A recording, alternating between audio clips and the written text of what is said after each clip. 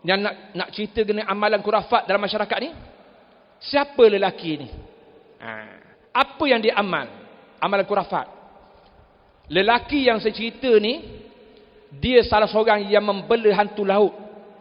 Dia ni juruselam. Juruselam ni tugas dia, waktu nak pukat ikan, dia terjun. Orang sekarang panggil elok ikan. Halau ikan masuk pukat. Lepas ikan masuk pukat, dia akan timbul permukaan air, bagi isyarat, tarik pukat. Itu tujuan dia.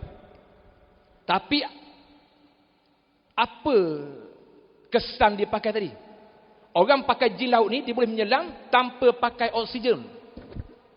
Orang pakai jin laut, kalau dia menyelam, tak payah pakai oksigen. Nafas dia boleh tahan 15 minit, 20 minit. Tak timbul-timbul. Kalau memerang.